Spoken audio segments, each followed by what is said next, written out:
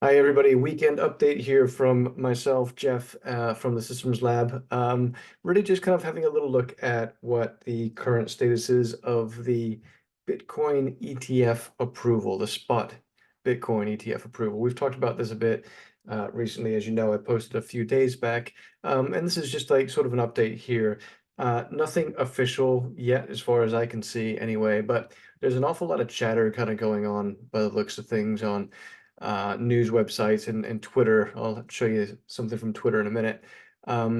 So there's definitely a lot of stuff sort of going on, and so interesting to kind of to watch the space and to see what might happen here. Now, we have been a big fan of GBTC, the grayscale pseudo ETF product, which is trying to get listed. It's one of these ETFs that have put in for approval to be a proper listed ETF. There's a lot of other ones, and you can see sort of on the screen here, this is a Coinbase article just talking about what might happen kind of going forward if these things get approved. But there's a lot of other big names here. BlackRock I've mentioned before, but we got WisdomTree, Fidelity, Invesco, ARK. A lot of big names are trying to get in on the sort of, I don't know, the gold rush or the rush into this space. Um, some interesting things kind of coming up on some of the articles. One of them being that, I think there's 12, so there's a dozen ETFs that have recently put in applications for to be a spot ETF, sorry, a spot Bitcoin ETF provider. And how many of those 12 will actually sort of survive the test of time, I wonder. And thinking that some of the bigger names might be the ones to sort of try to get the larger share. And it may come down, which would be good for anybody who's interested in investing. It may come down to ETF fees, right? Whoever's got the lower fees may end up getting a bigger chunk of the stake. And then there's quite a few things in the article here, which is interesting. I'll put a link to it in the post.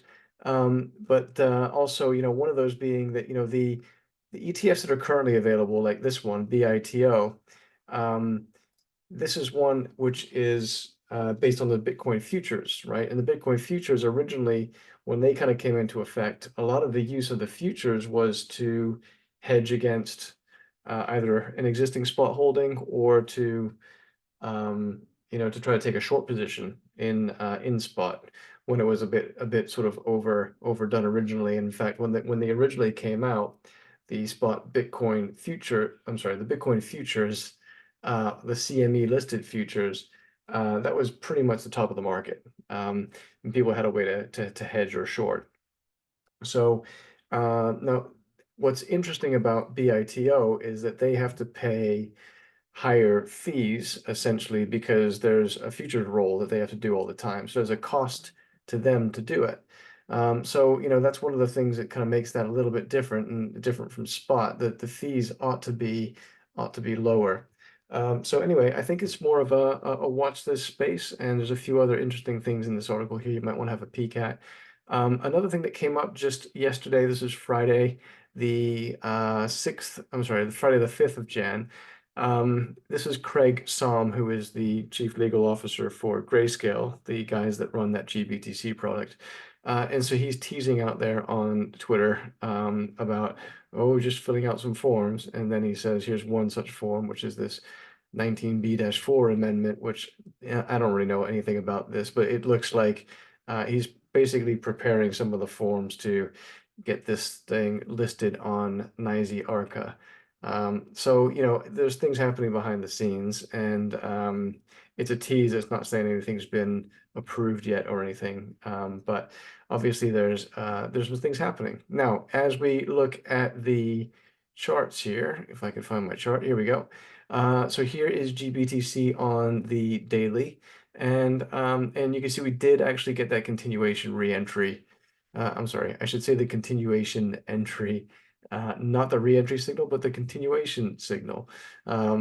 So, we've had this nice run up in GBTC here, and now we've got a continuation. So we'll see whether this has any legs to push further. And maybe if we do get something coming in the next the next week or so, maybe we push this higher. And it really kind of comes down to was this a buy the rumor, sell the news sort of thing where we maybe took advantage of it here? Or is there enough legs for this to kind of carry on because we're going to get a big rush of assets coming in from some of the bigger pension funds and that sort of thing once there is a spot Bitcoin ETF product? Time will tell and we'll see. But in the meantime, we do the usual thing. And that's all for now, guys. Have a great weekend and speak to you soon.